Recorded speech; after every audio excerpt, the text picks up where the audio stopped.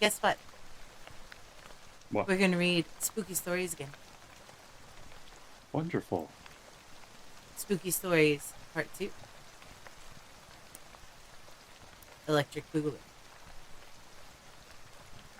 Thank you for the tea, Knox. Oh man, I should have made tea. That would have been super cozy. Sounds good. I might have some after this. Hmm. Or hot apple cider. That's the time of year. Gotta That's have true. I hot haven't apple had cider. cider yet. Some orange peel, some cinnamon. Good stuff. Tasty stuff. Mm-hmm. Delicious stuff. Giggin, how are you today? Knox, how are you today? Tessric, how are you today? I'm doing well. That's How are you, Empress Nasa? I am sleepy. I have been making poor sleep choices. Staying up way too late and going to bed. Wait, no. Waking up way too early. But that's my fault. Okay, so we're going to read 2 short stories today. We are going to read first The Fall of the House of Usher by Edgar Allan Poe, and second, The Birthmark by Nathaniel Hawthorne. And Tesserick hasn't heard The Birthmark before, so he's going No. to be reading a story that he has never heard. Dun dun dun. Mm-hmm. Okay, let's put the story up. There. Source. There. The Fall of the House. Son cœur est un loup suspendu, surtout quand les touches, il raison. When his heart is a lute, a suspended lute, when you touch it, it resonates. Cute. Okay. During the whole of a dull, dark, and soundless day, in the autumn of the year, when the clouds hung oppressively low in the heavens, I had been passing alone on horseback through a singularly dreary tract of country, and at length found myself, as the shades of the evening drew on, within view of the melancholy house of Usher. I know not how it was, but with the first glimpse of the building, a sense of insufferable gloom pervaded my spirit. I say insufferable, for the feeling was unrelieved by any of that half pleasurable, because poetic sentiment, with which the mind usually receives even the sternest natural images of the desolate or terrible.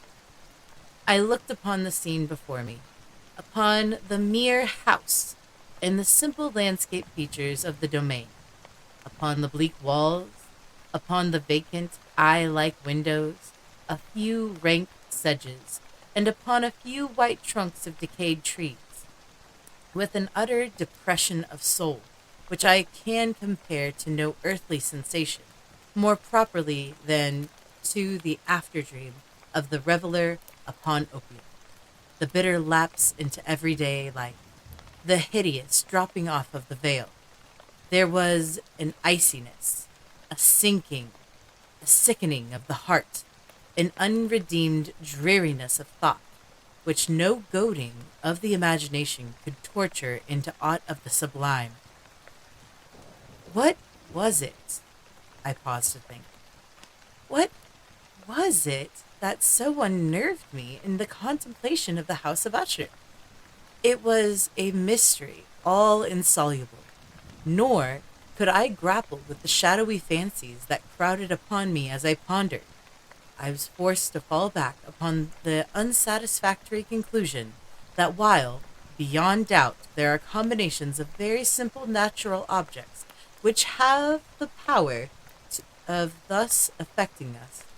Still, the analysis of this power lies among considerations beyond our depth. It was possible, I reflected, that a mere different arrangement of the particulars of the scene, of the details of the picture, would be sufficient to modify or perhaps annihilate its capacity for sorrowful impression.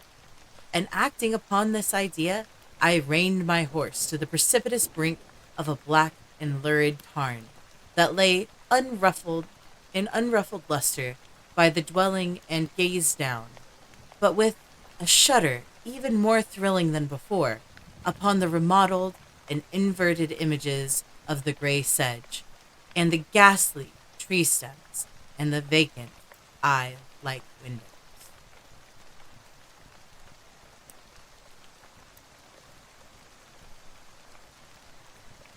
Oh, that explains a lot. I was on completely wrong story. Oh, Sorry. no, it's okay. Nevertheless, in this mansion of gloom, I now propose to myself a sojourn of some weeks. Its proprietor, Roderick Usher, had been one of my boon companions in boyhood, but many years had lapsed since our last meeting. A letter, however, had lately reached me in a distant part of the country, a letter from him, which, in its wildly importunate nature, had admitted of no other than a personal reply. The missive gave evidence of nervous agitation. The writer spoke of acute bodily illness, of mental disorder which oppressed him, and of an earnest desire to see me as his best, and indeed his only, personal friend, with a view of attempting by the cheerfulness of my society some alleviation of his malady. It was the manner in which all of this, and much more, was said. It was the apparent heart that went with his request, which allowed me no room for hesitation, and I accordingly obeyed forthwith, that I still considered very singularly summons. Although as boys, do you wish? No, I wasn't. You go. Although as boys, we had been even intimate associates, yet I really knew little of my friend. His reserve had always been excessive and habitual. I was aware, however, that his very ancient family has been noted, time out of mind, for particular sensibility of temperament, displaying itself through long ages in many works of exalted art, and manifested of late in repeated deeds of munificent yet unobtrusive charity, as well as in a passionate devotion to the intricacies, perhaps even more than the orthodox and easily recognizable beauties of musical science. I had learned, too, the very remarkable fact that the stem of the Usher race, all time honored as it was, had put forth at no period any enduring branch. In other words, that the entire family lay in the direct line of descent, and had always, with very trifling and very temporary variation, so lain. It was this deficiency I considered while running over in thought in perfect keeping of the character of the premises with the accredited character of the people, and while speculating upon the possible influence which the one, in the long lapse of centuries, might have exercised upon the other. It was this deficiency, perhaps, of collateral issue, and the consequent undeviating transmission from sire to son of patrimony with the name, which had at length so identified the two as to merge the original title of the estate in the quaint and equivocal appellation of the House of Usher, an appellation which seemed to include in the minds of the peasantry who used it both the family and the family mansion.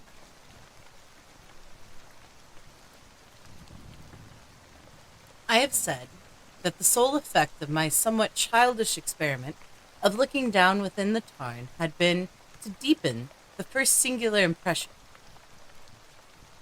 There can be no doubt that the consciousness of the rapid increase of my superstition, for why should I not so term it, served mainly to accelerate the increase itself. Such, I have long known, is the paradoxical law of all sentiments having terror as a basis. And it might have been for this reason only that when I again uplifted my eyes to the house itself, from its image in the pool, there grew in my mind a strange fancy.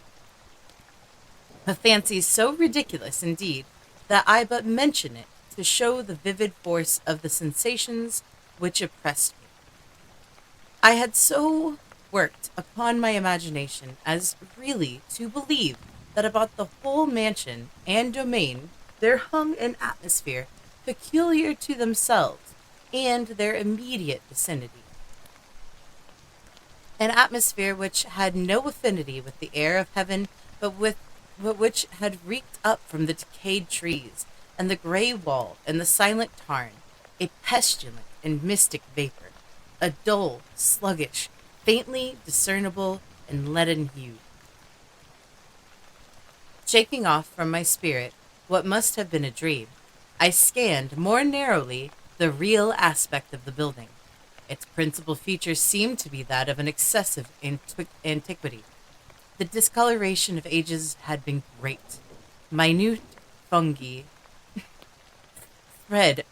overspread the whole exterior, hanging in a fine tangled web work from the in fine tangled webwork from the eaves. Yet all this was apart from any extraordinary dilapidation. No portion of the masonry had fallen, and there appeared to be a wild inconsistency between its still perfect adaptation of parts and the crumbling condition of the individual stones. In this there was much that reminded me of the specious totality of the old woodwork, which has rotted for years in some neglected vault, with no disturbance from the breath of the external air. Beyond this indication of the extensive decay, however, the fabric gave little token of instability. Perhaps the eye of a scrutinizing observer might have discovered a barely perceptible fissure, which, extending from the roof of the building in front, made its way down the wall in a zigzag direction, until it became lost in the sullen waters of the tarn. Noticing these things, I rode over a short causeway to the house. A servant in waiting took my horse, and I entered the Gothic archway of the hall. A valet of stealthy step thence conducted me in silence through many dark and intricate passages. In my progress to the studio of his master, much that I encountered on the way contributed, I know not how, to heighten the vague sentiments of which I have already spoken. While the objects around me, while the carvings on the ceilings, the somber tapestries of the walls, the ebon blackness of the floors, and the phantasmagoric armorial trophies which rattled as I strode, were but matters to which, or to such as which, I had been accustomed from my infancy. While I hesitated not to acknowledge how familiar I was with all of this, I still wondered to find how unfamiliar were the fancies which ordinary images were stirring up. On one of the staircases, I met the physician of the family. His countenance, I thought, wore a mingled expression of low cunning and perplexity. He accosted me with trepidation and passed on. The valet now threw open a door and ushered me into the presence of his master. The room in which I found myself was very large and lofty. The windows were long, narrow, and pointed, and at so vast a distance from the black oaken floor as to be altogether inaccessible from within. Feeble gleams of increment light made their way through the trestle panes, and served to render sufficiently distinct the more prominent objects around. The eye, however, struggled in vain to reach the remoter angles of the chamber, or the recesses of the vaulted and fretted ceiling. Dark draperies hung upon the wall, and the general furniture was profuse, comfortless, antique, and tattered. Many books and musical instruments lay scattered about, but failed to give any vitality to the scene. I felt I breathed an atmosphere of sorrow, an air of stern, deep, and irredeemable gloom hung over and pervaded all. Upon my entrance, Usher arose from a sofa on which he had been lying at full length, and greeted me with a vivacious warmth which had much in it, I at first thought, of an overdone cordiality, of the constrained efforts of the ennuyé man of the world. A glance, however, at his countenance convinced me of his perfect sincerity. We sat down, and for some moments, while he spoke not, I gazed upon him with a feeling of half pity, half awe. Surely man had never before so terribly altered in so brief a period as Roderick Usher. It was with difficulty that I could bring myself to admit the identity of the one before me with the companion of my early boyhood. Yet, the character of his face had been at all times remarkable. A cavernous complexion, an eye large, liquid, and luminous beyond comprehension, lips somewhat thin and very pallid, but of surprisingly beautiful curve, a nose of a delicate Hebrew model, but with a breadth and nostril unusual in similar formations, finely molded chin, speaking in its want of prominence, of a want of moral energy, hair of a more than web-like softness and tenuity, these features with an inordained expression above the region of the temple, made up altogether a countenance not easily to be forgotten. And now, in the mere exaggeration of the prevailing character of these features, and the expression they were wont to convey, lay so much of change that I doubted to whom I spoke. The now ghastly pallor of the skin, and the now miraculous lustre of the eye, above all things startled and even awed me. The silken hair, too, had been suffered to grow all unheeded, and as in its wild gossamer texture, it floated rather than fell about the face. I could not, even with effort, connect its arabesque expression with any idea of simple humanity.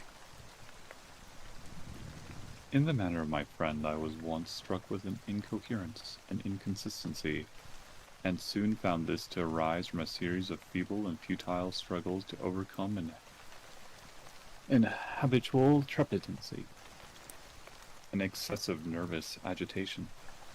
For something of this nature I had been prepared, no less by his letter than reminiscence of certain boyish traits, and by conclusions deduced from his particular physical conformation and temperament.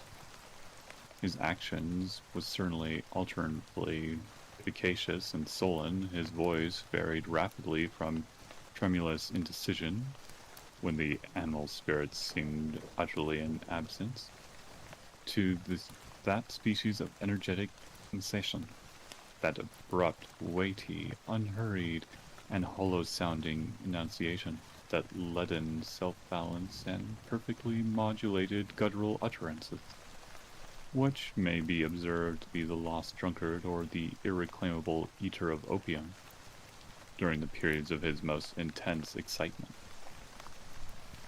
It was thus that he spoke of the object of my visit, of his earnest desire to see me, and of the solace he expected me to afford him.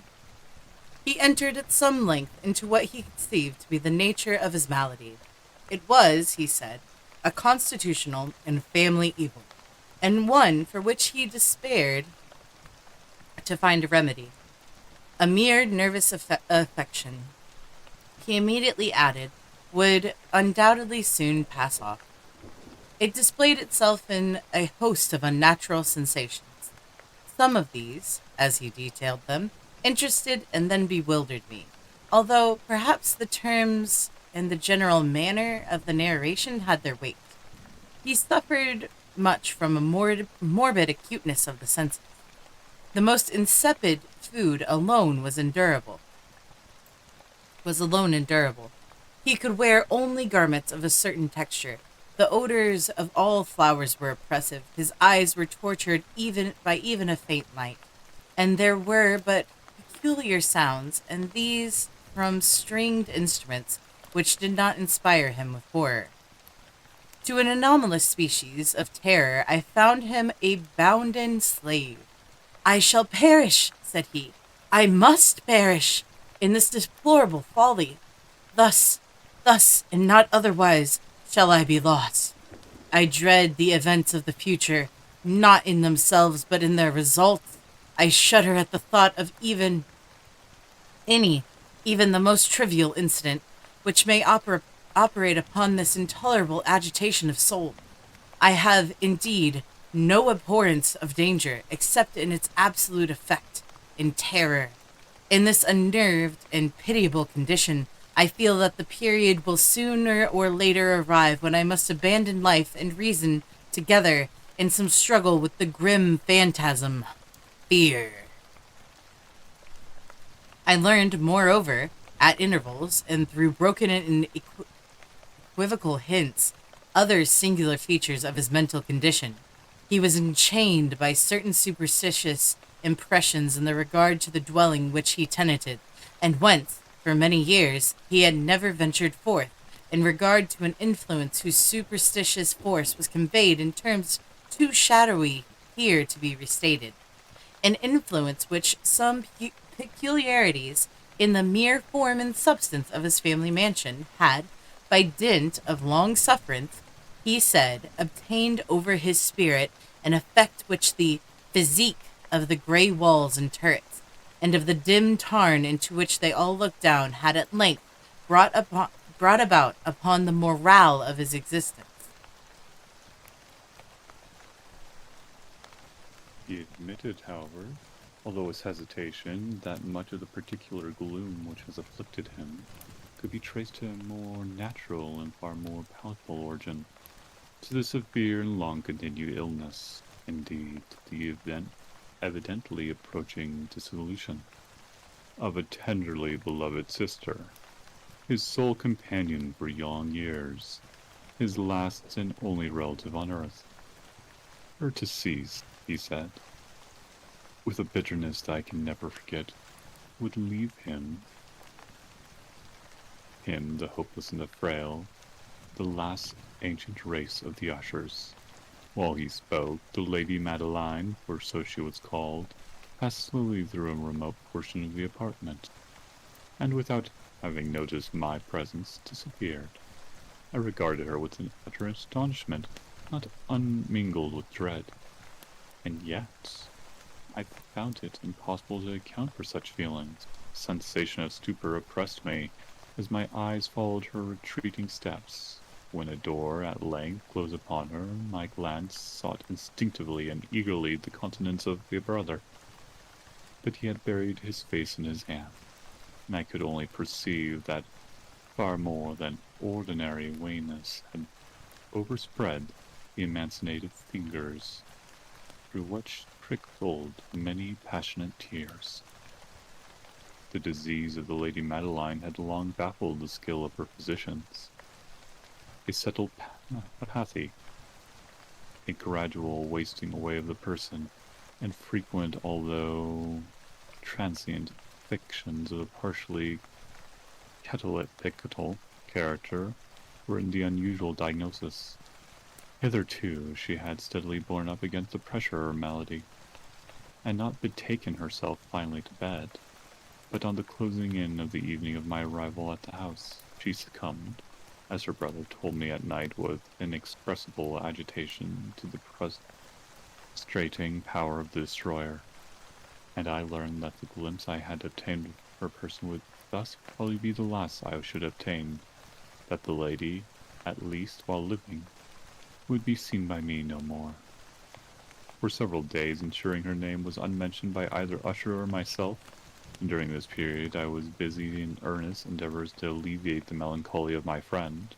We painted and read together, or I listened as if in a dream to the wild improvisations of his speaking his guitar.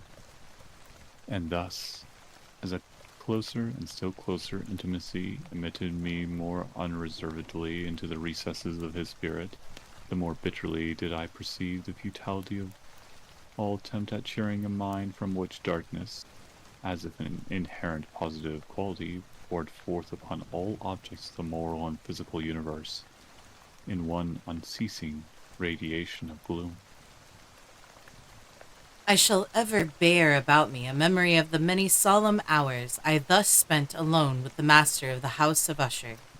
Yet, I should fail in any attempt to convey an idea of the exact character of the studies or of the occupations in which he involved me or led me the way. An excited and highly distempered ideality threw a sulphurous luster over all. His long, improvised dirges will ring forever in my ear.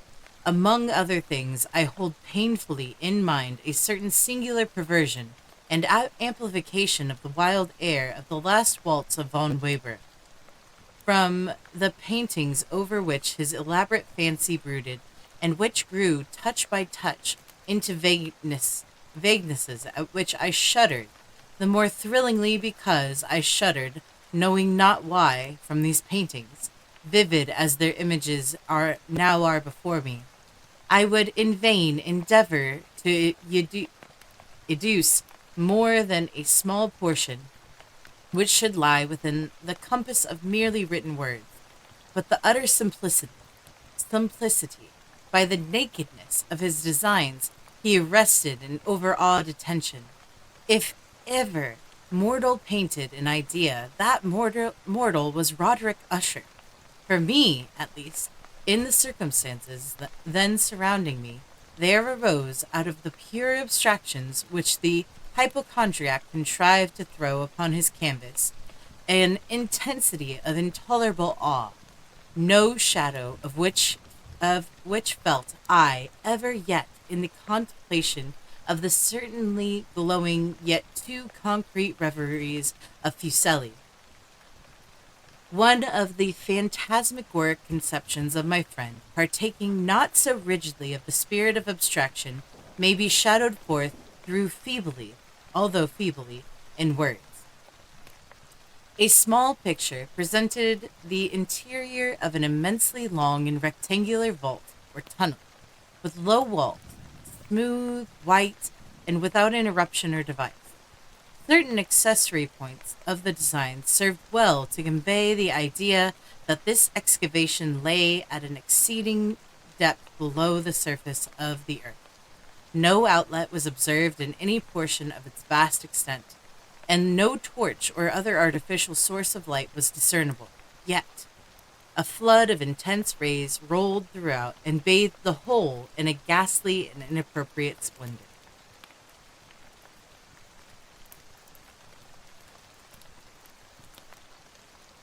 I have just spoken of that morbid condition of the auditory nerve, which rendered all music intolerable to the sufferer.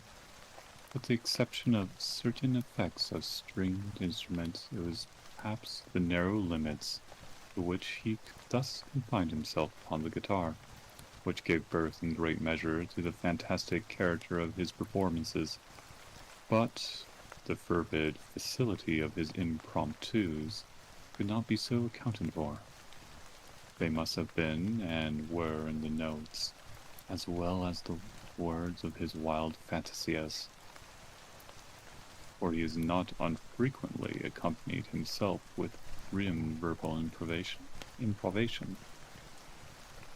The result of that intense mental collectedness and concentration to which I have previously alluded, as observable only in particular moments of the highest artificial excitement, the words of one of those rhapsodies I easily remembered, was, perhaps, the more forcibly impressed with it, as he gave it, because in the utter mystic current of its meanings, I fancied that I perceived, for the first time, full consciousness on the part of Usher of the tottering of his lofty reason upon his throne. The verses, which were entitled The Haunted Palace, ran very neatly, if not accurately, thus: In the greenness of our valleys, by good angels tenanted, once a fair and stately palace, radiant palace, reared its head in the monarch's thoughts' dominion. It stood there, never seraph spread a pinion over fabric half so fair.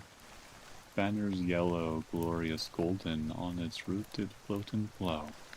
This and all this was in the olden time long ago. And every gentle air that dallied in this sweet day, along the rampart plume and pallid winged odor went away.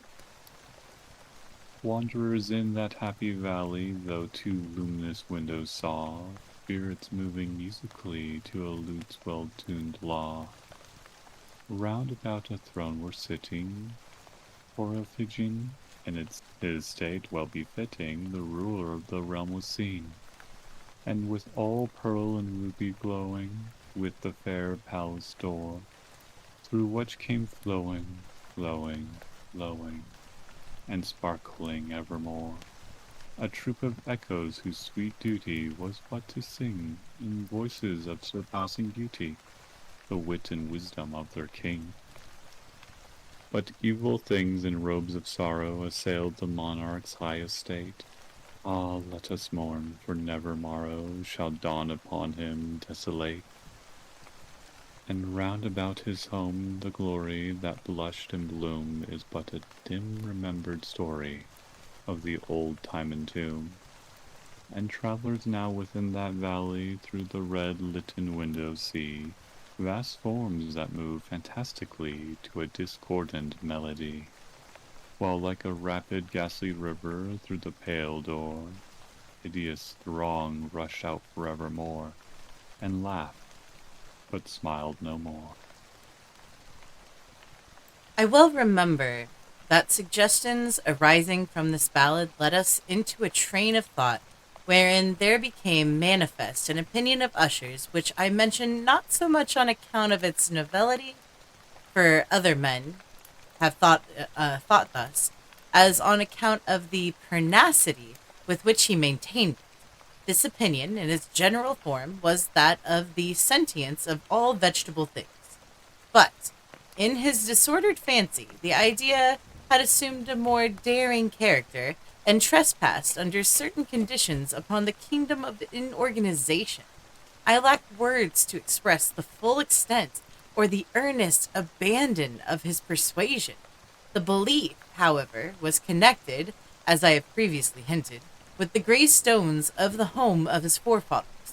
The conditions of the sentience had been here, he imagined, fulfilled in the method of the collocation of these stones, in the order of their arrangement, as well as that of the many fungi which overspread them, and of the decayed trees which stood around, above all, in the long, undisturbed endurance of this arrangement, and in its reduplication in the still waters of the tarn. Its evidence, the evidence of the sentience, was to be seen, he said, and I here started as he spoke, in the gradual yet certain condensation of an atmosphere of their own about the waters and the walls. The result was discoverable, he added, in that silent yet importunate and terrible influence which for centuries had molded the destinies of his family, and which made him what I now saw him, what he was. Such opinions need no comment, and I will make none. Our books, the books which for years had formed no small portion of the mental existence of the invalid, were, as might be supposed, in strict keeping with the character of phantasm. We pored together over such works as Ververt and Chartreuse, of Grezet and Belphegor, and of Machiavelli, the heaven and hell of Swedenborg, and Subterranean Voyage of Nicholas Klim by Holberg, and Chiromancy of Robert Flood, of Jean Dindagine,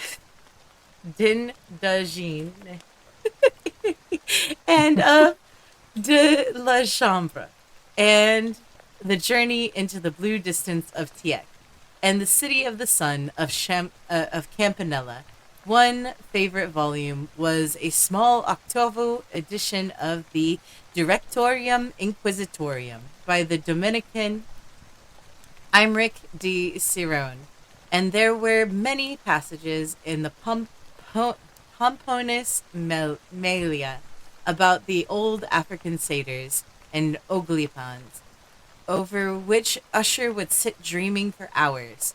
His chief delight, however, was found in the perusal of an exceedingly rare and curious book in quarto Gothic, the Manual of a Forgotten Church, the Vigilae Mortuum Secundum Quorum Excellenciae Magnutiae.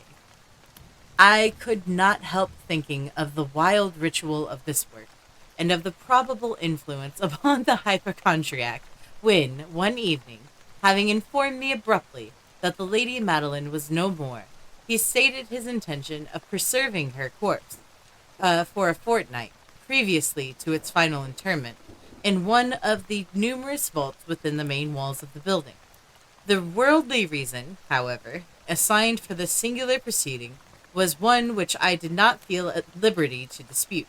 The brother had been led to his resolution, so he told me, by consideration of the unusual character of the malady of the deceased, of certain obtrusive and eager inquiries on the part of her medical men, and on the remote and exposed situation of the burial ground of the family. I will not deny that when I called to mind the sinister countenance of the person whom I met upon the staircase on the day of my arrival at the house, I had no desire to oppose what I regarded as at best but a harmless and by no means unnatural precaution. At the request of Usher, I personally aided him in the arrangements of the temporary entombment. The body had been encoffined.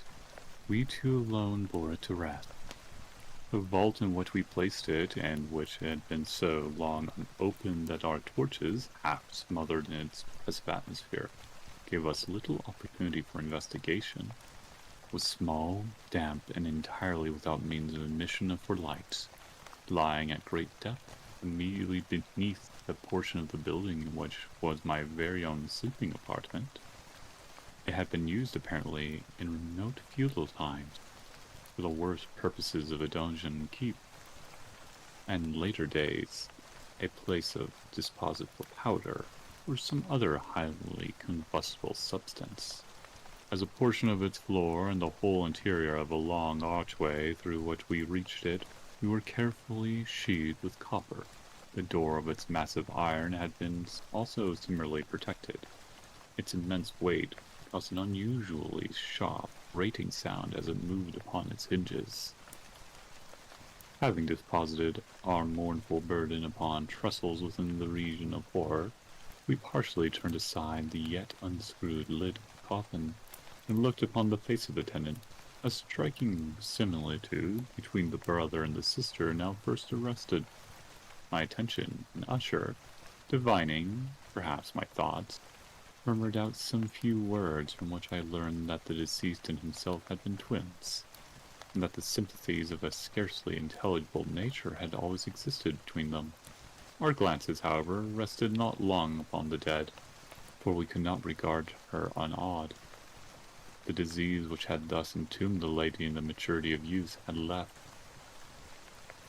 As usual in all maladies, a strictly capical character and mockery of a faint blush upon the bosom and the face, and that suspiciously lingering smile upon the lip which knows so terrible in death. We replaced and screwed down the lid, and having secured the door of iron, made our way with toil into the scarcely less gloomy apartments of the upper portion of the house. And now some days of bitter grief had been elapsed, and observable change came over the features of the mental disorder of my friend. His ordinary manner had vanished. His ordinary occupations were neglected or forgotten. He roamed from chamber to chamber, with hurried and unequal and objectless step. The pallor of his countenance had assumed, if possible, a more ghastly line. but the luminous of his eyes had utterly gone out. The once occasional huskiness of his tone was here no more, and a tremulous quaver, as if of extreme terror, habitually characterized his utterance. There were times, indeed, when I thought his unceasingly agitated mind was laboring with some oppressive secret, to divulge which he struggled for the necessary courage. At times, again, I was obliged to resolve all into the mere inexplicable vagrancies of madness, for I beheld him gazing upon vacancy for long hours in an attitude of profoundest attention, as if listening to some imaginary sound. It was no wonder that his condition terrified, that it infected me.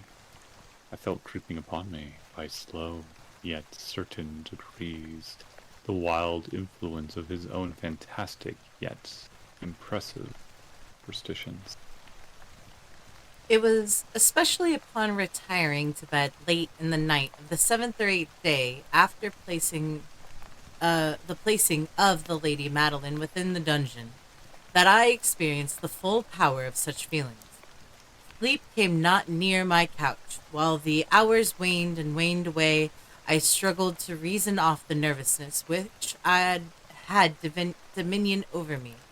I endeavored to believe that much, if not all, of what I felt was due to the bewildering influence of the gloomy furniture of the room, of the dark and tattered draperies which, tortured into motion by the breath of the rising tempest, swayed fitfully to and fro upon the walls, and rustled uneasily about the decorations of the bed. But my efforts were fruitless. An irrepressible tremor gradually pervaded my frame, and at length there sat upon by my very heart an incubus of utterly causeless alarm. Shaking this off with a gasp and struggle, I uplifted myself upon the pillows, and peering earnestly within the intense darkness of the chamber, hearkened, I know not why, except an instinctive spirit prompted me, to certain low and indefinite sounds which came through the pauses of the storm. At long intervals, I knew not whence, overpowered by an intense sentiment of horror, unaccountable yet unendurable, I threw on my clothes with haste, for I felt that I should sleep no more during the night, and endeavored to arouse myself from the pitiable condition into which I had fallen, by pacing rapidly to and fro through the apartment. I had taken but a few turns in this manner when a light step on an adjoining staircase arrested my attention. I presently recognized it as that of Usher. In an instant afterward he rapped with a gentle touch at my door, and entered, bearing a lamp. His countenance was, as usual, cadaverously wan, but, moreover, there was a species of mad hilarity in his eyes, and evidently restrained hysteria in his whole demeanor. His air appalled me, but anything was preferable to the solitude with which I had so long endured, and I even welcomed his presence as a relief. "And have you not seen it?" he said abruptly, after having stared about him for some moments in silence. "You have not seen it, then? But stay, you shall." Thus speaking, and having carefully shaded his lamp, he hurried to one of the casements, and threw it freely open to the storm. The impetuous fury of the entering gust nearly lifted us from our feet. It was, indeed, a tempestuous, yet sternly beautiful night, and one wildly singular in its terror and its beauty.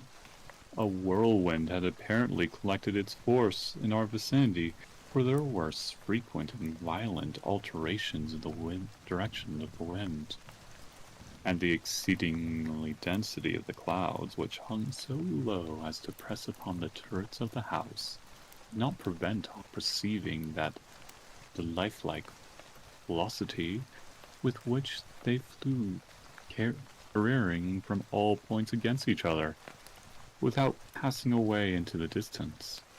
I say that even their exceeding density did not prevent our perceiving this, yet we had no glimpse of the moon or stars, nor was there any flashing forth of lightning, but the under surface of the huge masses of agitated vapor as well as the terrestrial objects immediately around us, were glowing in the unnatural light of a faintly luminous and distinctly visible gaseous exhalation which hung about and enshrouded the mansion. "You must not! You shall not behold this!" said I, shudderingly to Usher, as I led him with a gentle violence from the window to a seat. "These appearances which bewilder you are merely electrical phenomena, not uncommon, or it may be that they have their ghastly origin in the rank miasma of the tar. Let us close this casement. The air is chilling and dangerous to your frame. Here is one of your favorite romances. I will read and you shall listen, and so we will pass away this terrible night together." The antique volume which I had taken up was The Mad Tryst of Sir Lancelot Canning, but I had called it a favourite of Usher's more in sad jest than in earnest, for in truth there is little in its uncouth and unimaginative prolixity which could have interest for the lofty and spiritual ideality of my friend. It was, however, the only book immediately at hand, and I indulged a vague hope that the excitement which now agitated the hypochondriac might find relief, for the history of mental disorder is full of similar anomalies, even in the extremeness of the folly which I should read.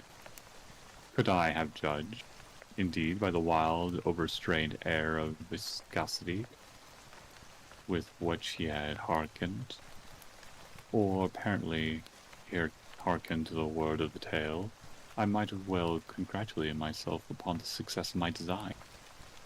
I had arrived at that well-known portion of the story where Ethelred, the hero of the Tryst, having sought in vain for peaceable admission to the dwelling of a hermit, proceeded to make a good entrance by force.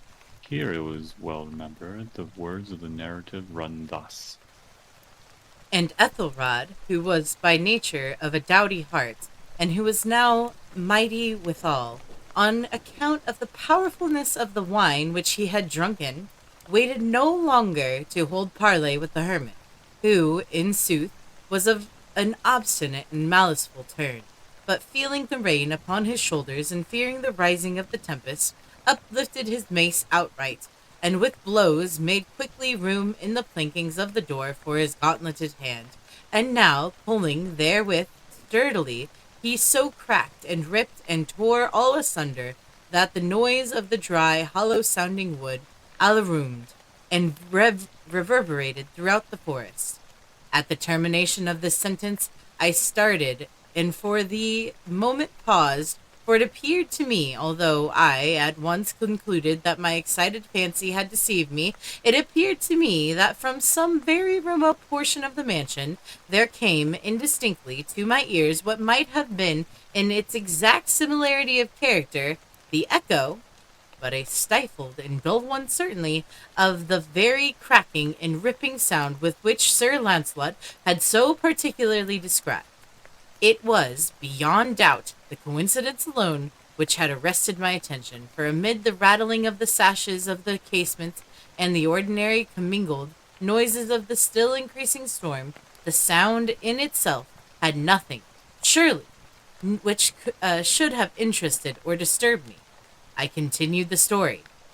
But the good champion, Ethelred, now entering within the door, was sore enraged and amazed to perceive no signal of the maliceful hermit, but in the stead thereof a dragon of a scaly and prodigious demeanour, and of a fiery tongue, which sate in guard before a palace of gold, with a floor of silver upon the wall, and there hung a shield of shining brass with its legend overwritten: "Who entereth herein a conqueror hath been, who slayeth the dragon, the shield he shall win."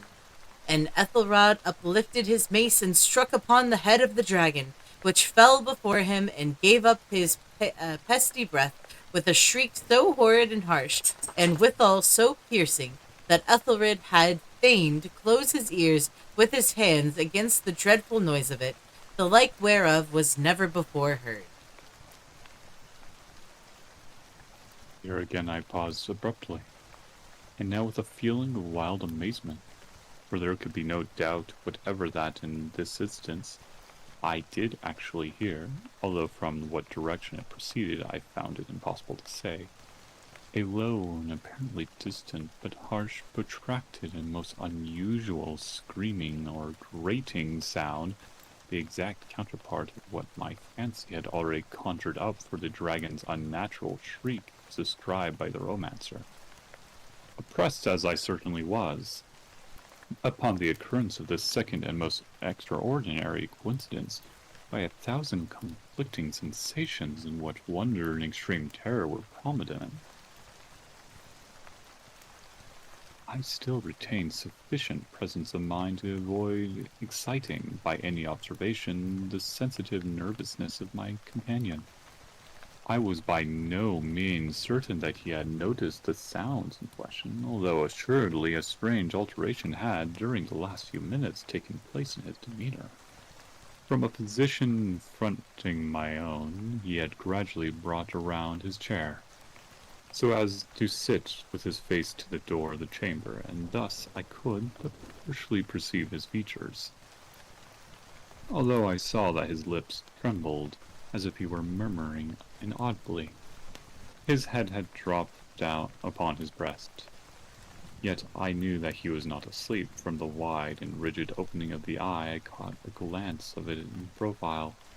The motion of his body, too, was a variance with this idea, for he rocked from side to side with a gentle yet constant and uniform sway. Having rapidly taken note of all this, I resumed the narrative of Sir Launcelot, which proceeded. And now the champion, having escaped from the terrible fury of the dragon, bethinking himself of the brazen shield and breaking up the enchantment which was upon it, removed the carcass from out of the way before him, and approached valorously over the silver pavement of the castle to where the shield was upon the wall, which in sooth tarried not for his full coming, but fell down at his feet upon the silk floor, with a mighty and great and terrible ringing sound. No sooner had these syllables left my lips than, as if a shield of brass had indeed at that moment fallen heavily upon a floor of silver, I became aware of a distinct, hollow, metallic, and clamorous, yet apparently muffled vibration. Completely unnerved, I leapt to my feet, but the measured, rocking movement of Usher was undisturbed. I rushed to the chair in which he sat. His eyes were bent fixedly before him, and throughout his whole countenance were reigned a stony rigidity.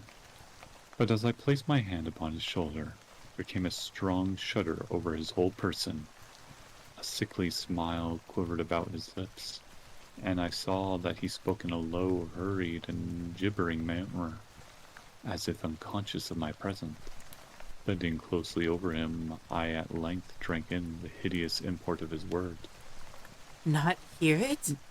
Yes, I hear it, and have heard it long, long, long. Many minutes, many hours, many days have I heard it, yet I dared not. Oh, pity me, miserable wretch that I am. I dared not speak. We have put her living in the tomb. Said I not that my senses were acute? And I now tell you that I heard her first feeble movements in the hollow coffin. I heard them many, many days ago, yet I dared not speak. And now, tonight, Ethelred, the breaking of the hermit's door, and the death cry of the dragon, and the clangor of the shield, say, rather, the rending of her coffin, and the grating of the iron hinges of her prison, and her struggles within the coppered archway of the vault. Oh, whither shall I fly? Will she not be here anon? Is she not hurrying to upbraid me for my haste? Have I not heard her footstep on the stair? Do I not distinguish that heavy and horrible beating of her heart? Madman! Here he sprang furiously to his feet and shrieked out his syllables as if the effort he were giving up his soul. Madman, I tell you that she now stands without the door. As if, in the superhuman energy of his utterance, there had been found the potency of a spell, the huge antique panels to which the speaker pointed drew slowly back upon the instant their ponderous and ebony jaws. It was the work of the rushing gust, but then, without those doors, there did stand the lofty and enshrouded figure of the Lady Madeline of Usher. There was blood upon her white robes, and the evidence of some bitter struggle upon every portion of her emaciated frame, and for a moment she remained trembling and reeling to and fro upon the threshold, then with a low, moaning cry fell heavily inward upon the person of her brother, and in her violent and now final death agonies, bore him to the floor a corpse, and a victim to the terrors he had anticipated. From that chamber, from that mansion, I fled aghast. The storm was still abroad in all its wrath as I found myself crossing the old causeway. Suddenly there was shot along the path a wild light. I turned to see whence a gleam so unusual could have issued, for the vast house and its shadows were alone behind me. The radiance was that full, setting, and blood-red moon, which now shone vividly through the once barely discernible fissure, of which I have before spoken as extending from the roof of the building in a zigzag direction to the base. While I gazed, this fissure rapidly widened. There came a fierce breath of the whirlwind. The entire orb of the satellite burst at once upon my sight. My brain reeled as I saw the mighty walls rushing asunder. There was a long, tumultuous, shouting sound like the voice of 1,000 waters, and the deep, dank tarn at my feet closed sullenly and silently over the fragment of the house of Usher. Dun, dun, dun! And thus does Usher's house fall.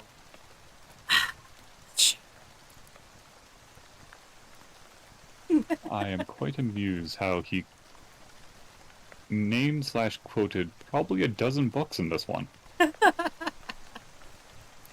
Poe really did like doing that. He loved pointing out all of the books that he'd read, and just shoving it down people's throats. Hey, look how smart I am.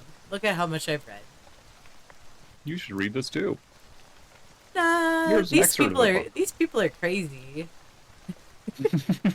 Probably crazy. You probably shouldn't read this book, but if you did, you'd be as smart as I am. Yeah. You know, if you did read.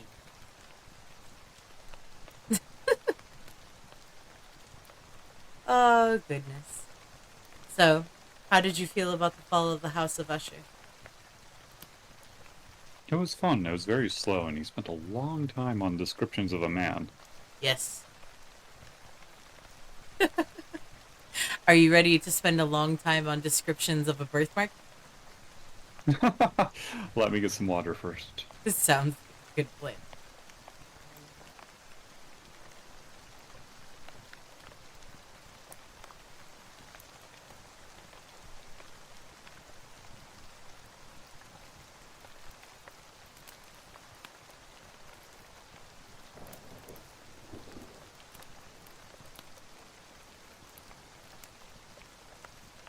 Jinx, how you doing?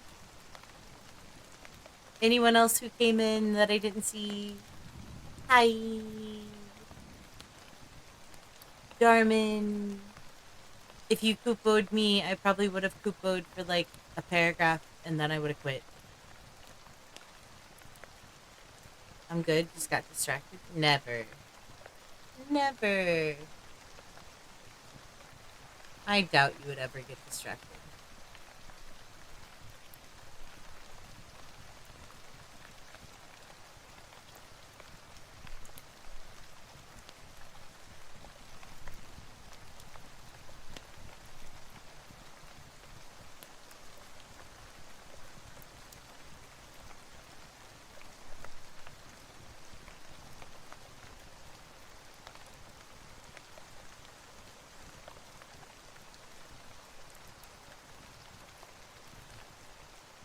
I wonder.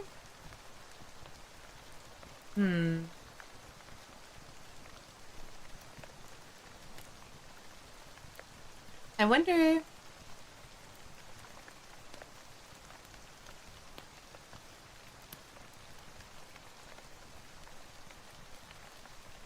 about the new TOS stuff. I feel like most of my model is fine. Do you think they have a problem with the boob window? Or being able to see my belly button?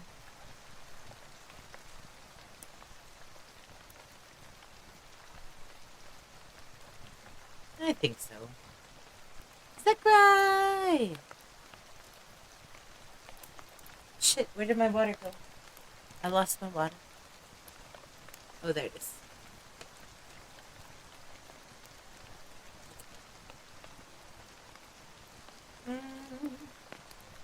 Boy, did the house of Usher fall.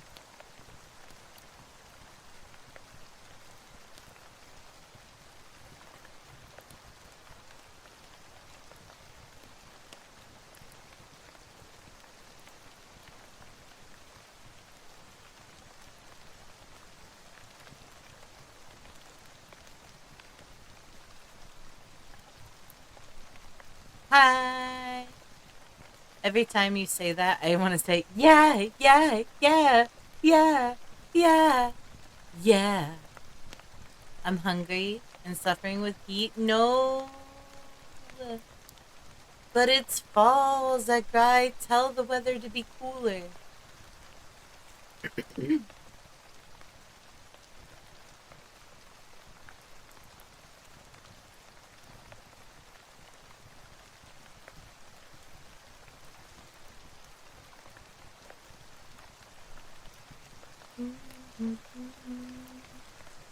She was checking up on me.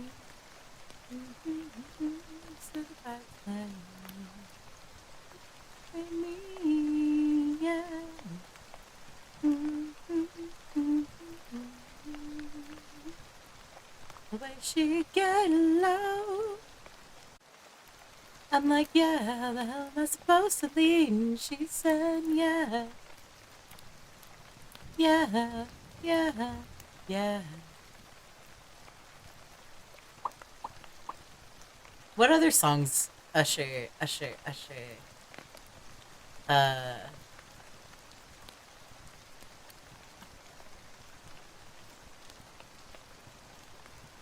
you can dress however you want. I don't know. I've just seen people talking about it.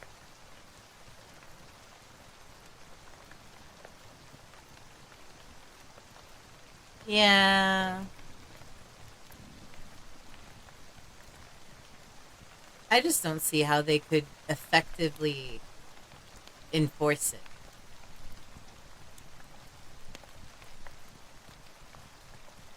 It kind of feels like they got tired of trying to play whack-a-mole and they're just going to enforce it when they want to.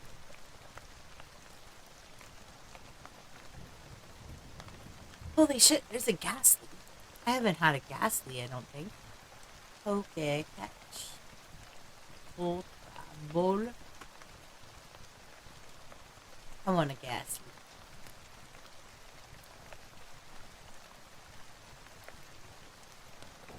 Did Usher have confessions too? I'm trying to think of what other songs by Usher. Other than, oh, my boo. You will always be my boo. Oh, got it bad when you're on the phone. Hang up, but you call right back. You got it bad. Yep, that's a good song too. Did he do DJ Goddess Fallen in Love? 'Cause baby tonight, the DJ Goddess falling in love again. 'Cause baby tonight, I think so. The DJ Goddess falling in love again. I was thinking about Usher songs. Oh shit! How did Burn go? Burn.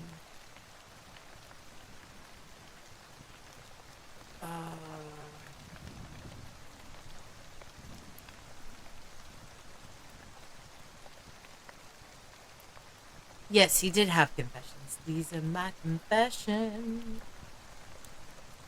But that's all I can remember.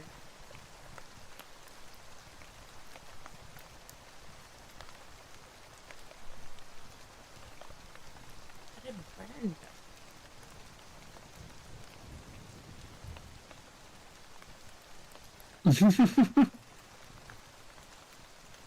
I can see Tessric's hands. He's so lewd. Oh, God.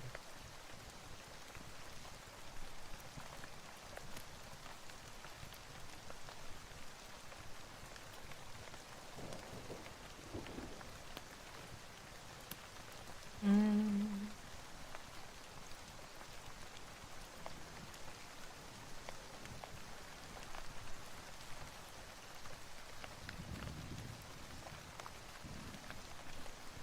Hello, Jeans.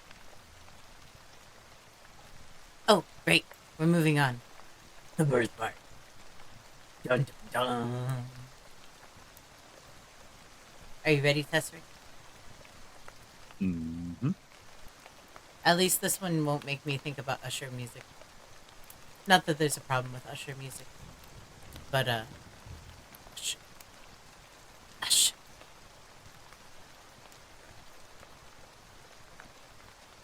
Uh, by Nathaniel Hawthorne. Have you read The Scarlet Letter? I've been meaning to. You haven't? I have not. Very, very hot. I have hot tea now, courtesy of Usagi, but it's very hot.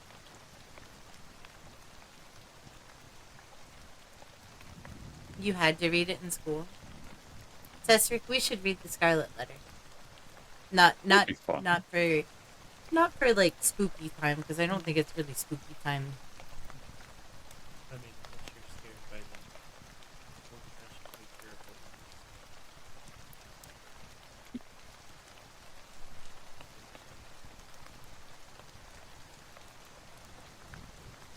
Uh, but Nathaniel Hawthorne is the author of The Scarlet Letter.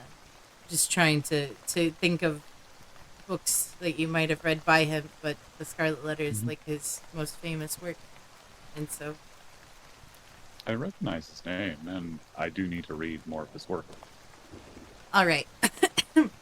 This is like on the uh people are evil side of horror. Uh,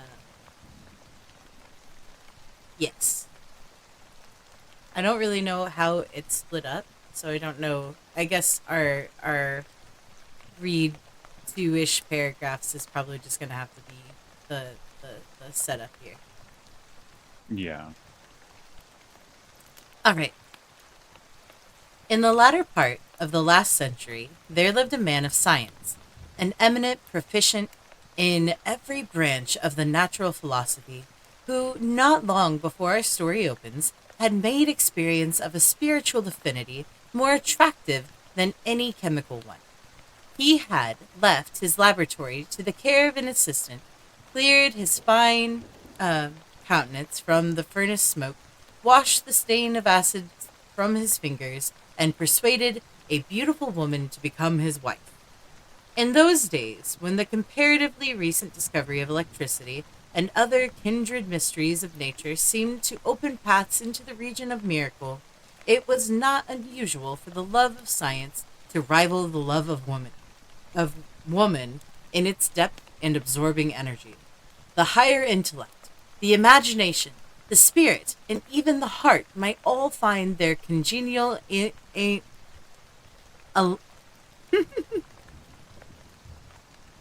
alignment in pursuits which, as some of their ardent votaries believed, would ascend from one step of powerful intelligence to another, until the philosopher should lay his hand on the secret of creative force and perhaps make new worlds for himself. We know not whether Almer possessed this degree of faith in man's ultimate control over nature. He had devoted himself, however, to unreservedly to scientific studies, ever to be weakened from them by any second passion.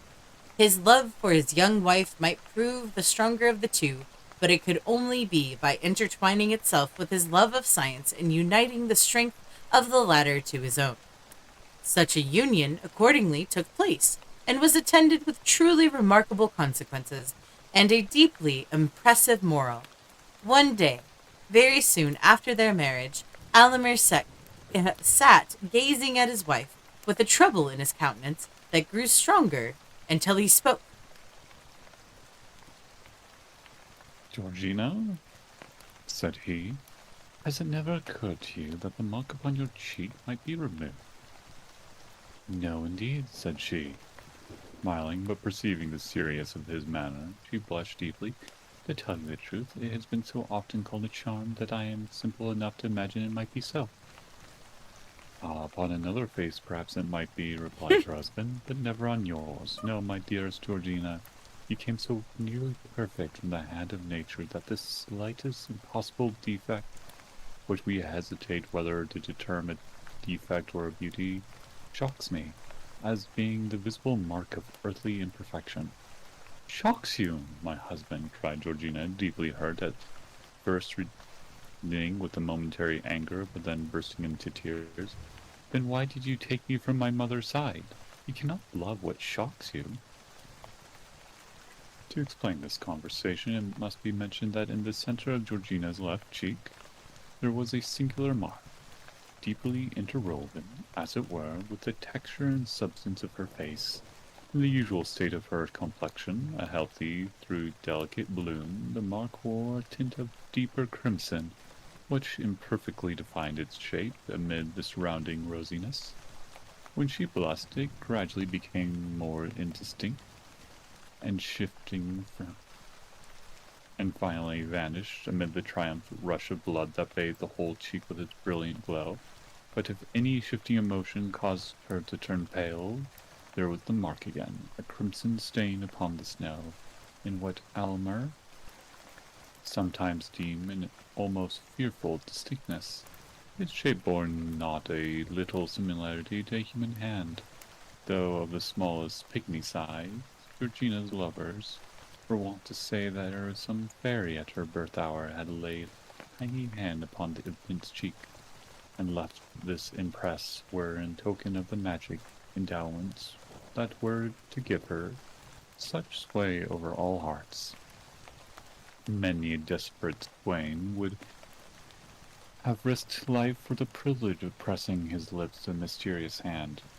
It had not been concealed, however, the impression wrought by this fairy's simile varied exceedingly according to the difference of temperament in the beholders. Some fatuous persons, but they were exclusively of her own sex, affirmed by the bloody hand of those who chose to call it, quite destroyed the effect of Georgina's beauty and rendered her countenance even more hideous. But it would be as reasonable to say that one of those small blue stains, which sometimes occur in the purest stationary marble, would convert the Eve of Powers to a monster. Masculine observers, if the birthmark did not heighten their admirations, contented themselves with wishing it away, that the world might possess one living person of ideal loveliness without the semblance of a flaw. After his marriage, for he thought little or nothing of the matter before, Almer discovered that this was the case with himself. Had she been less beautiful, if envy's self could have found aught else to sneer at, he might have felt his affection heightened by the prettiness of this mimic hand, now vaguely portrayed, now lost, now stealing forth again, and glimmering to and fro with every pulse of emotion that throbbed within her heart. But seeing her otherwise so perfect, he found this one defect to grow more and more intolerable with every moment of their united lives. It was the fatal flaw of humanity, which nature, in one shape or another, stamps ineffaceably on all her productions, either to imply that they are temporary and finite, or that their perfection must be wrought by toil and pain. The crimson hand expressed the ineludible grip with which mortality clutches the highest and purest of earthly mold, degrading them into kindred with the lowest and even with the very brutes, like whom their visible frames returned to dust. In this manner, selecting it as the symbol of his wife's liability to sin, sorrow, decay, and death, Alimer's somber imagination was not long in rendering the birthmark a frightful object, causing him more trouble and horror than ever Georgiana's beauty, whether of soul or sense, had given him delight. At all the seasons which should have been their happiest, he invariably, and without intending it, nay, in spite of a purpose to the contrary, reverted to this one disastrous topic. Trifling as it first appeared, it so connected itself with innumerable trains of thought and modes of feeling that it became the central point of all. With the morning twilight, Alimer opened his eyes upon his wife's face and recognized the symbol of imperfection, and when they sat together at the evening hearth, his eyes wandered stealthily to her cheek and beheld, flickering with the blaze of wood fire, the spectral hand that wrote mortality, where he would fain have worshipped. Georgiana soon learned to shudder at his gaze. It needed but a glance, with the peculiar expression that his face often wore, to change the roses of her cheek to a death-like paleness, amid which the crimson hand was brought strongly out, like a bas-relief of a ruby on the whitest marble. Late one night, when the lights were glowing dim, so as hardly to betray the stain on the poor wife's cheek, she herself, for the first time, voluntarily took up the subject. "Do you remember, my dear Alimer," she said, with a feeble attempt at a smile, "have you any recollection of a dream last night about this odious hand?" None whatsoever, replied Almer, stating, but then he added in a dry, cold tone, affected for the sake of concealing the real depth of his emotion, "I might well dream of it, for before I fell asleep, I had taken a pretty firm hold of my fancy." "And did you dream of it?" continued Georgina, hastily, for she dreaded lest a gush of tears should interrupt what she had to say. "A terrible dream. I wonder that you can forget it. Is it possible to forget this one expression? It is in her heart now. You must have it out. Reflect, my husband. For by all means, I would have you recall that dream." The mind is in a sad state when sleep, the all-involving, cannot confine her spectres within the dim region of her sway, but suffers them to break forth, affrighting this actual life with secrets that perchance belong to a deeper one. Almer now remembered his dream. He had fancied himself with his servant Anamedab, attempting an operation for the removal of the birthmark. But the deeper went the knife, the deeper sank the hand, until at length its tiny grasp appeared to cut hold of Georgina's heart, whence, however, her husband was inexorably resolved to cut it or wrench it away. When the dream had shaped itself perfectly in his memory, Almer sat in his wife's presence with a guilty feeling. Truth often finds its way to the mind closed, muffled in robes of sleep, and then one speaks with uncompromising directness of the matter, in regard which we practice the unconscious self-deception during our waking moments. Until now he had not been aware of the tyrannizing influence acquired by one idea over his mind, and of the lengths which he might find in his heart to go for the sake of giving himself peace. "Almer," resumed Georgina solemnly, I know not what may be the cost of both of us to rid me of this fatal birthmark. Perhaps its removal may cause cureless deformality, or may be the stain goes as deep as life itself. Again, we do not know. There is a possibility on any terms of unclasping the firm grip of this little hand which was laid upon me before I came into the world.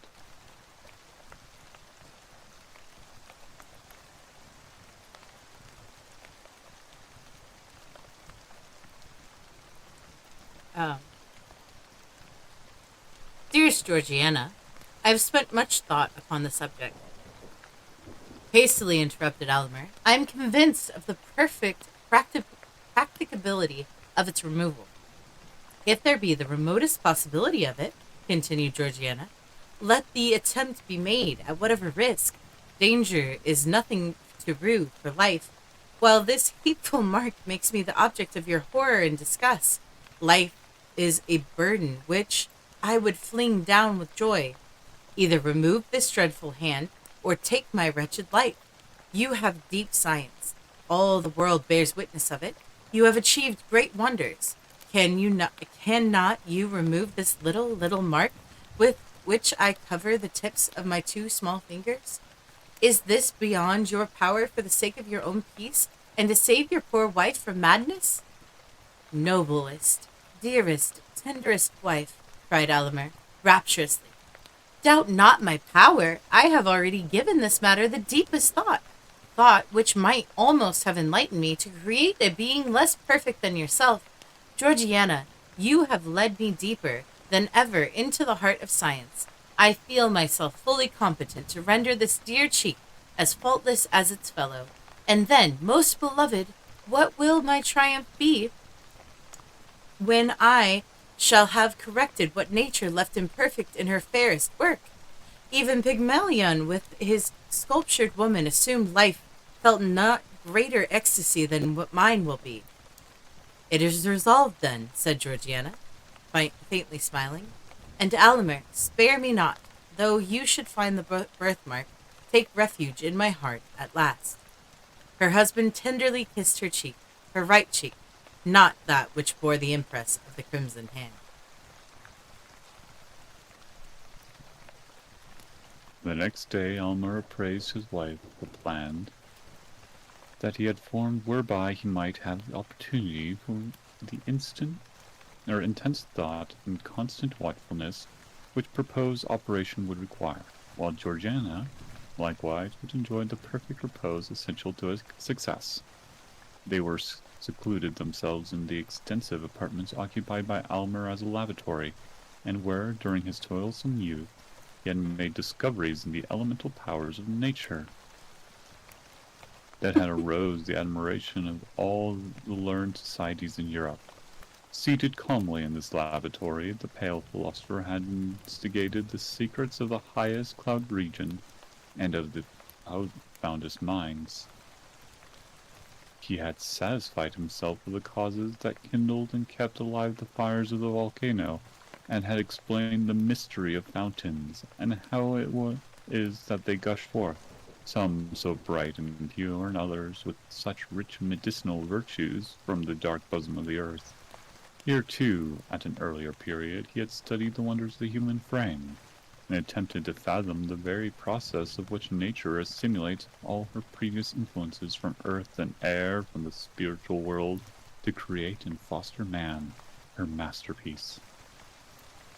The latter pursuit, however, Almer had long laid aside in unwilling recognition of the truth, against which all seekers sooner or later stumble, that our great creative mother, while she amuses us with apparently working in the broadest sunshine, is yet severely carefully to keep her own secrets, and in spite of her pretended openness, shows us nothing but results. She permits us, indeed, to mar, but seldom to mend, and like a jealous Pentede, on no account to make. Now, however, Almer resumed these half-forgotten investigations, not, of course, with such hopes or wishes as first suggested them, but because they involved much physiological truth, and lay in the path of his proposed scheme for the treatment of Georgina. As he led her... Oh, continue. As he led her over the threshold of the laboratory, Georgiana was cold and tremulous. Alimer looked cheerfully into her face with intent to reassure her, but was so startled with the intense glow of the birthmark upon the whiteness of her cheek that he could not restrain a strong convulsive shudder. His wife fainted. "Aminadab! Aminadab!" shouted Alimer, stamping violently on the floor. Forthwith there issued from an inner apartment a man of low stature but bulky frame, with shaggy hair hanging about his visage, which was grimed with his vapors of the furnace.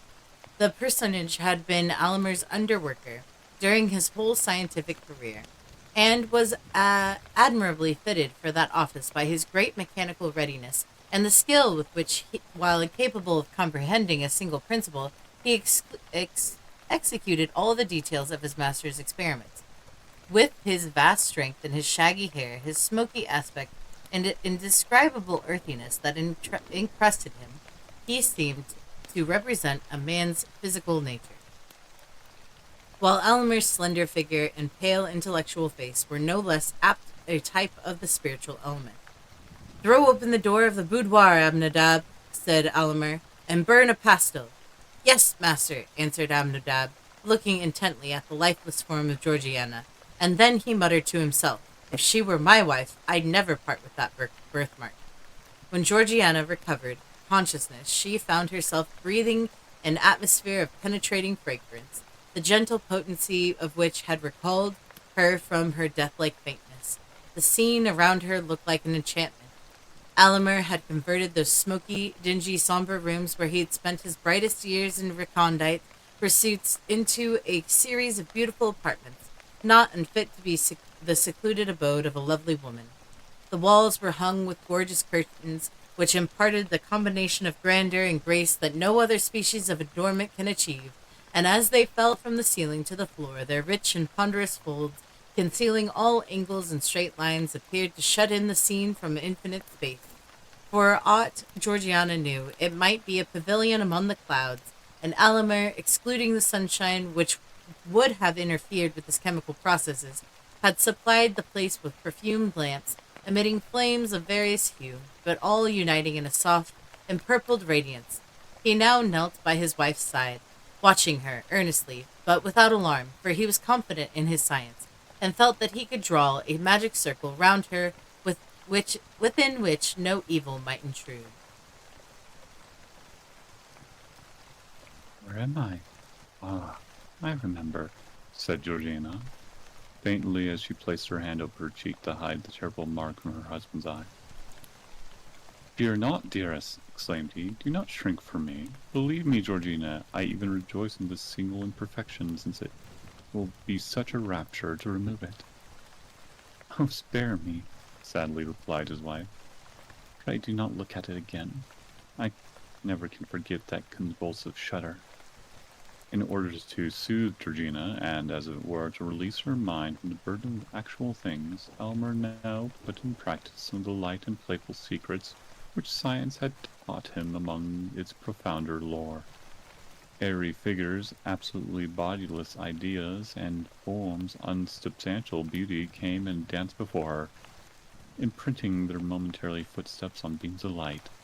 Though she had some indistinct idea of the method of these optical phenomena, still the illusion was almost perfect enough to warrant the belief that her husband possessed sway over the spiritual world.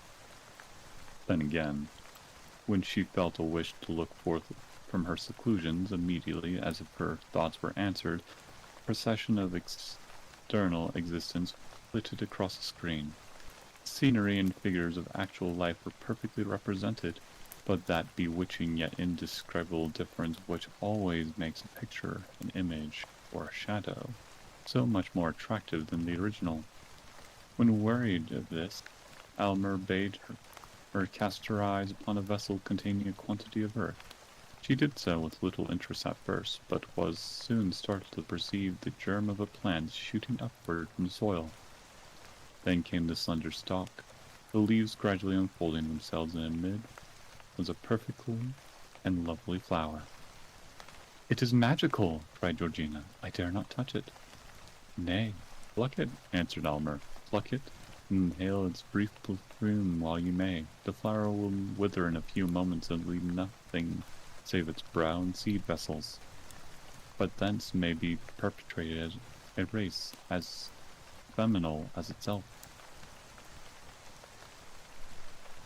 But Georgiana had no sooner touched the flower than the whole plant suffered a blight, its leaves turning coal black as if by the agency of fire. "There was too powerful a stimulus," said Alimer thoughtfully. To make up for this abortive experiment, he proposed to take her portrait by a scientific process of his own invention. It was to be effected by rays of light striking a polished plate of metal.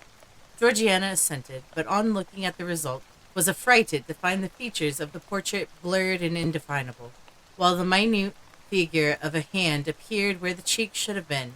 Alimer snatched the metallic plate and threw it into a jar of corrosive acid. Soon, however, he forgot of these mortifying failures. In the intervals of studying chemical experiments, he came to her flushed and exhausted, but seemed invigorated by her presence and spoke in glowing language of the resources of his art. He gave he gave a history of the long dynasty of alchemists, who spent so many ages in the quest of universal solvent, which the golden principle might be elicited from all things vile and base. Alimer appeared to believe that, by the plainest scientific logic, it was altogether within the limits of possibility to discover this long-sought medium. But, he added, a philosopher who should go deep enough to acquire the power would attain too lofty a wisdom to stoop to the exercise of it. No less singular were his opinions in the regard to the elixir vitae. He more than intimated that it was his option to concoct a liquid that should prolong life for years, perhaps interminably, but that it would produce a discord in nature with which all the world, and chiefly the quaffer of the immortal nostrum, would find cause to curse. Alimer, are you in earnest? Asked Georgiana, looking at him with amazement and fear. It is terrible to possess such power, or even to dream of possessing it. Oh, do not tremble, my love, said her husband. I would not wrong either you or myself by working in such inharmonious effects upon our lives, but I would have you consider how trifling, in comparison, is the skill requisite to remove this little hand. At the mention of the birthmark, Georgiana, as usual, shrank as if a red-hot iron had touched her cheek. Again, Alimer applied himself to his labors. She could hear his voice in the distant furnace room, giving directions to Aminadab, whose harsh, uncouth, misshapen tones were audible in response, more like the grunt or growl of a brute than human speech. After hours of absence, Alimer reappeared and proposed that she should now examine his cabinet of chemical products and natural treasures of the earth. Among the former, he showed her a small vial, in which, he remarked, was contained a gentle yet most powerful fragrance, capable of impregnating all the breezes that blow across the kingdom. They were of an inestimable value, the contents of that little vial, and as he said so, he threw some of the perfume into the air and filled up the room, piercing and invigorating delight.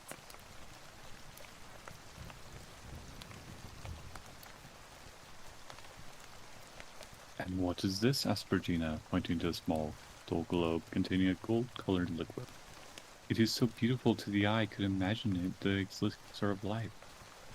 In one sense it is, replied Almer, or rather the elixir of immortality. It is the most precious poison that ever was concocted in the world.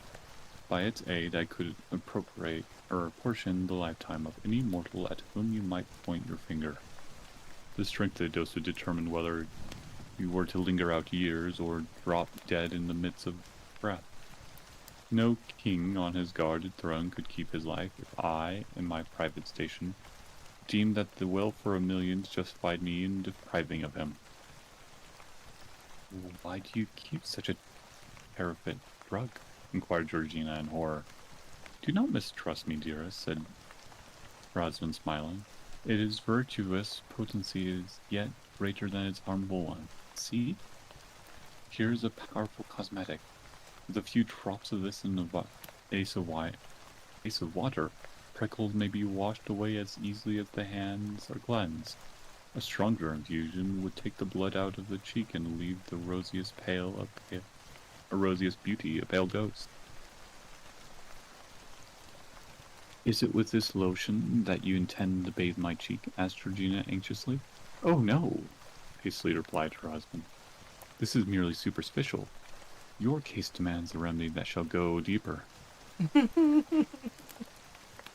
his interviews with Georgina, Almer gently made minute inquiries as to her sensations, and whether the confinement of the rooms and the temperature of the atmosphere agreed with her. These questions had such a particular drift that Georgina began to conjure that she was already subject to certain physical influences, either breathed in with the fragrant air or taken with her food. She fancied likewise, but it might altogether fancy that there was a stirring up of her system, a strange, indifferent sensation creeping through her veins and tingling half painfully, half pleasurably at her heart. Still, whenever she dared look upon the mirror, there she beheld, pale as a white rose, and the crimson birthmark stamped upon her cheek. Not even Elmer now hated it so much as she. To dispel the tedium of the hours which her husband found it necessary to devote to the process of combination and analysis, Georgina turned over the volumes of his scientific library. In the many dark, bold tomes she had met chapters full of romance and poetry. There were the works of the philosophers of the Middle Ages, such as Albertus Magnus, Cornelius Agrippa. Hmm? Sorry. Arletius. I just thought we were going to get away without any more references to all of the books that they're reading. Nope. Seems like that is a enjoyable pastime of the writers of the 19th century. The famous friar who created the prophetic brazen head. All these antique naturalists stood in advance of their centuries, yet they're imbued with some of their credibility, and therefore were believed and perhaps imagined themselves to acquire from investigation of nature a power above nature, and from physics a sway over the spiritual world. Hardly less curious and imaginative were the early volumes of the Transactions of the Royal Society, in which the members, knowing little the limits of natural possibility, were continually recording wonders or proposing methods whereby wonders might be wrought. Hello, Kyle.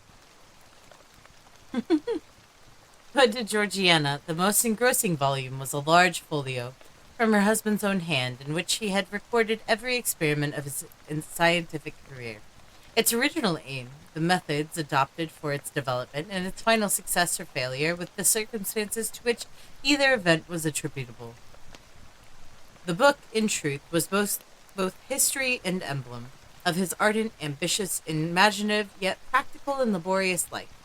He handled physical details as if they were nothing beyond them, yet spiritualized them all, and redeemed himself from materialism by his strong and eager aspiration towards the infinite. In his grasp of the veriest clod of earth assumed a soul. Georgiana, as she read, reverenced Elmer and loved him more profoundly than ever, but with less entire dependence on his judgment than heretofore. Much as he had accomplished, she could not but observe that his most splendid successes were almost always inveritable failures, if compared with the ideal at which he had aimed. His brightest diamonds were the merest pebbles, and felt to be so by himself in comparison with the inestimable gems which lay hidden beyond his reach. The volume, rich with achievements that had won renown for its author, was yet as melancholy a record as over mortal hand had penned. It was the sad confession and continual exemplification of the shortcomings of the composite man, the spirit burdened with clay and working in matter, and of the despair that assails the higher nature at finding itself so miserably thwarted by the earthly part. Perhaps every man of genius, whatever sphere, might recognize the image of his own experience in Alma's journal. So deeply did these reflections affect Georgiana that she laid her face upon the open volume and burst into tears. In this situation she was found by her husband. "It is dangerous to read in a sorcerer's books," said he, with a smile, though his countenance was uneasy and displeased. "Georgiana, there are pages in that volume which I can scarcely glance over and keep my senses. Take heed, lest it prove detrimental to you." "It has made me worship you more than ever," said she. "Ah, wait for this one success," rejoined he, "then worship me as you will. If I shall deem myself hardly unworthy of it. But come, I have sought you for the luxury of your voice. Sing to me, dearest."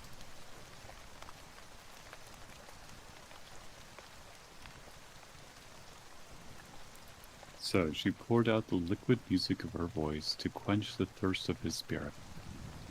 He then took his leave with a boyish exuberance of gaiety, assuring her that her seclusion would endure but a little longer, and that the result was already certain. Scarcely he had departed when Georgina felt irresistibly impelled to follow him.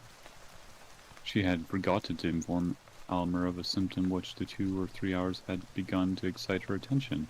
It was sensation in the fatal birthmark, not painful, but induced a restlessness throughout her system. Hastening after her husband, she intruded for the first time into the laboratory. First thing that struck her eye was the furnace, that hot, feverish worker, with the intense glow of its fire, which by the quantities of soot clustered above it seemed to have burned for ages. There was a distilling apparatus in full operation. Around the room were retorts, tubes, cylinders, crucibles, and other oppressively close and tinted gaseous odors which had been tormented forth by the processes of science. The severe and homely simplicity of the apartment, with its naked walls and brick pavement, looked strange and accustomed as Georgina had been to the fantastic elegance of her boudoir. But what chiefly, indeed almost solely, drew her attention was the aspect of Almer himself. He was pale as death, anxious and absorbed, and hung over the furnace as if descended upon his utmost watchfulness, whether the liquid which it was distilling should be the draught of immortal happiness or misery. How different from the sanguine and joyous mien he had assumed before Georgina's encouragement. "Carefully now, Anadab. Carefully, thou human machine, carefully, thou human of clay," muttered Almer, more to himself than to his assistant. "Now, if there would be a thought too much or too little, it is all over." "Ho ho," mumbled Anadab. "Look, master, look." Almer raised his eyes hastily, and at first reddened, then grew paler than ever on beholding Georgina. He rushed towards her and seized her arm with a grip that left a print of his fingers upon it. "Why did you come hither? Have you no trust in your husband?" cried he impetuously. "Would you throw the blight of that fatal birthmark over my labors? It is not well done. Go, prying woman, go!" "Nay, Almer," said Georgina, with a firmness of which she possessed no distinct endowment. "It is not you that have the right to complain. You mistrust your wife. You have concealed the anxiety with which you watch the development of the experiment. Think not so unworthily of me, my husband. Tell me all the risk we run, and fear not that I shall shrink, for my share in it is far less than your own." "No, no, Georgina," said Almer impatiently. "It must not be." "I submit," replied she calmly, "and Almer, I shall quaff whatever draught you bring me, but it will be on the same principle that induced me to take a dose of poison if offered by your hand."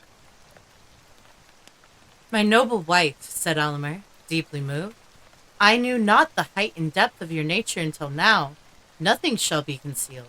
Know, then, that this crimson hand, superficial as it seems, has clutched its grasp into your being with a strength of which I had no previous conception.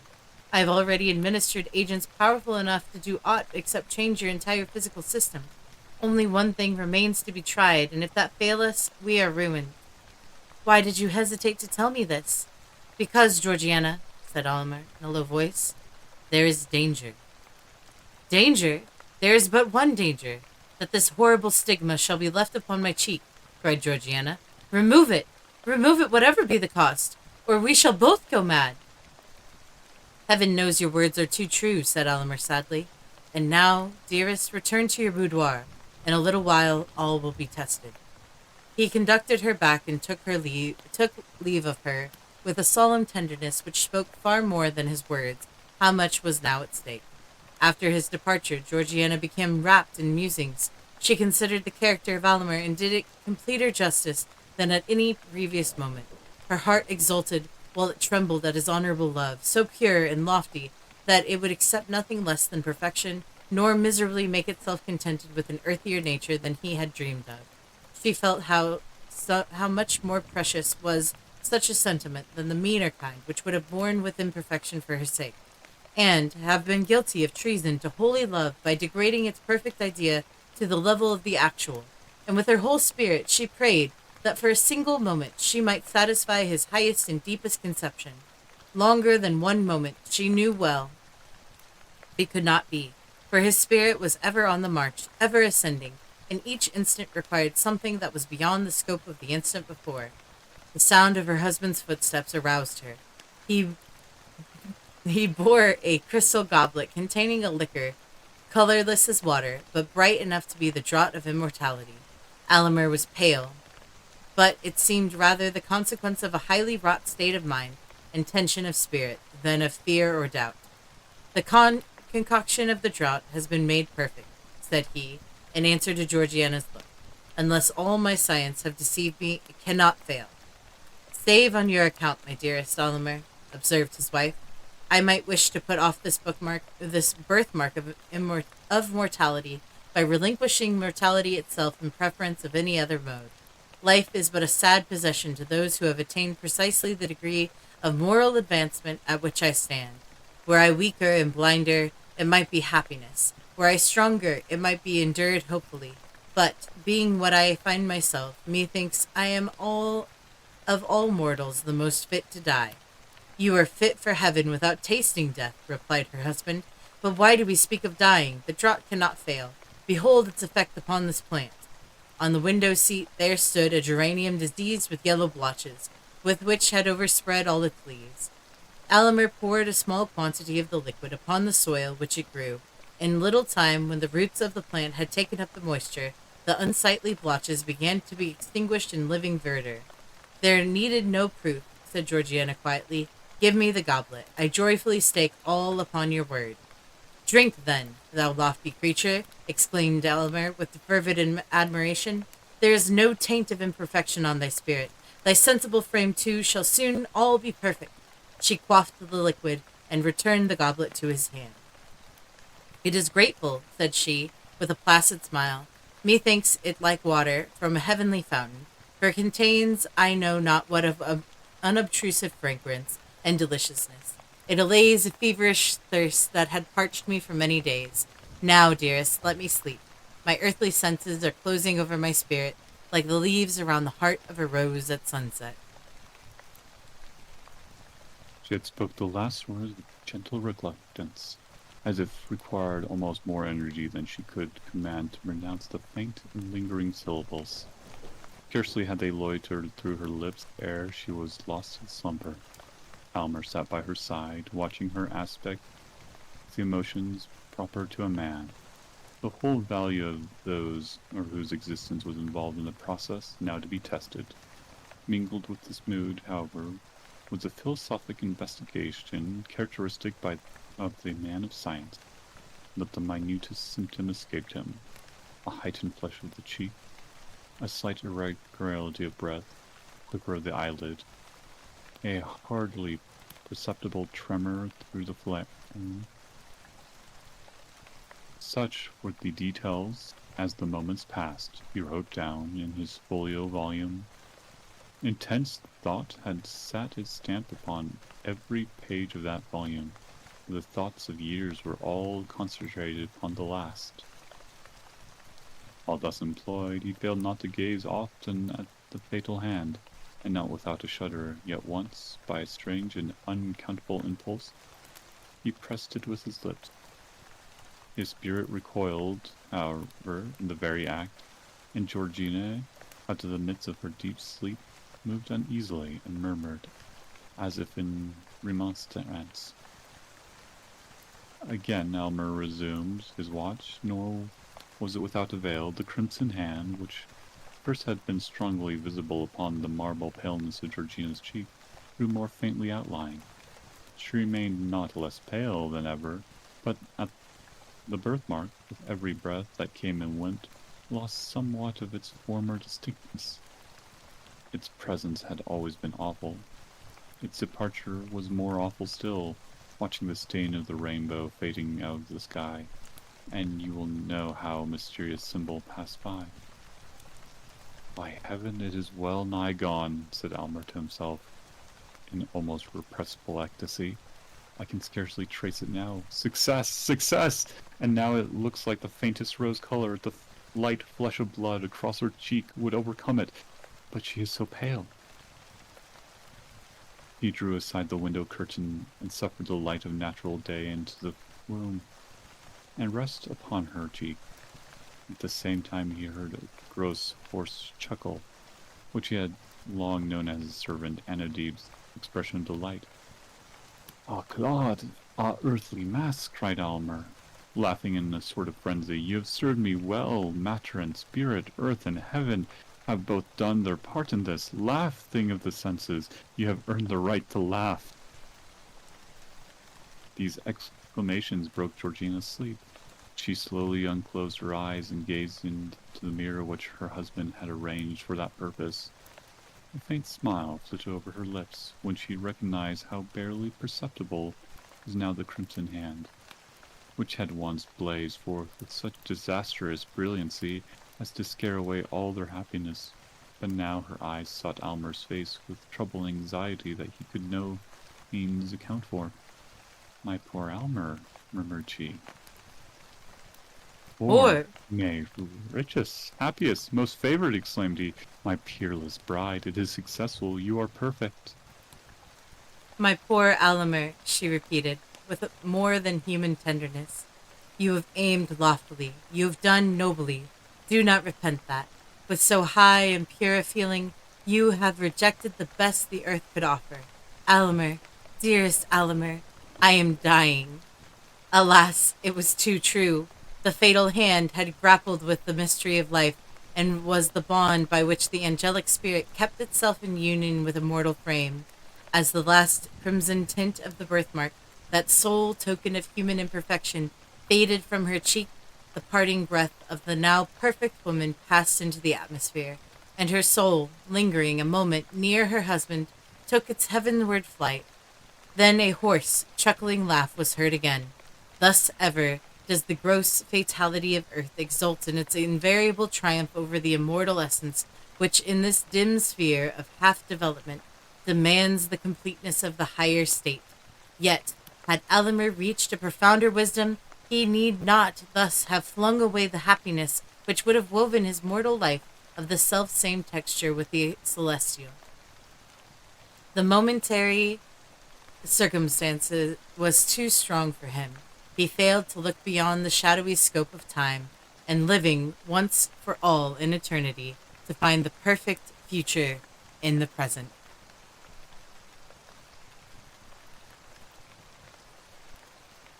Dun dun dun. That was a nice one. Mm-hmm. Not nearly as thick as Poe's writing. Right. It was enjoyable, Yes. even though it was about a lady basically letting her husband poison her. Yep.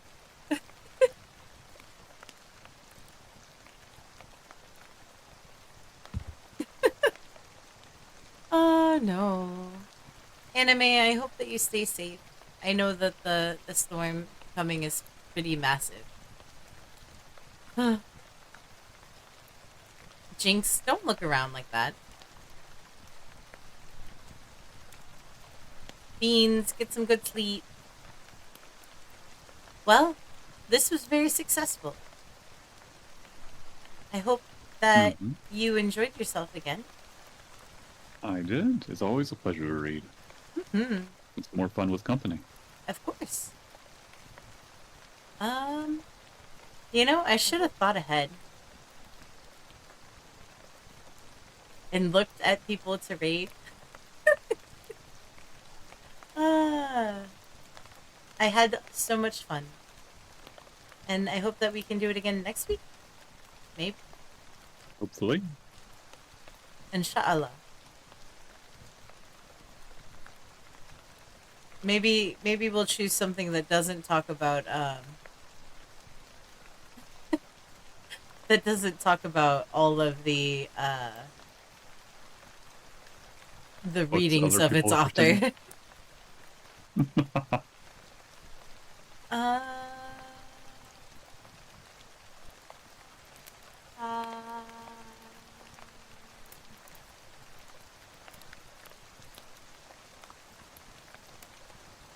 oh my goodness.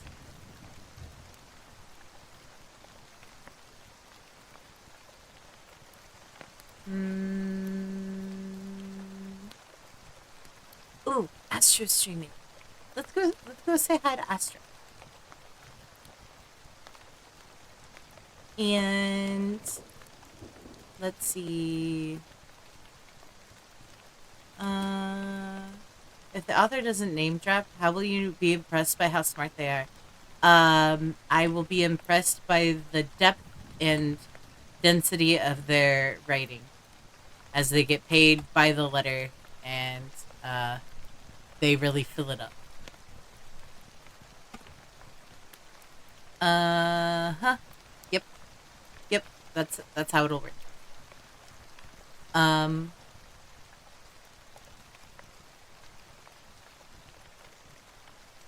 What do I do? What do I say? Oh, I might be back for Borderlands tomorrow. I don't really know. And um, Tessric, Tessric's pretty awesome, and I'm not. you should totally check him out, and tell him that he's awesome because he is. And yeah, Tessric is a fantastic god. Like number one, I am not the top god. C, top C god, best god. Even next to me, you know. All right, I will see you all next time on Dragon Ball Z. Take care. 3, 2, 1, let's go.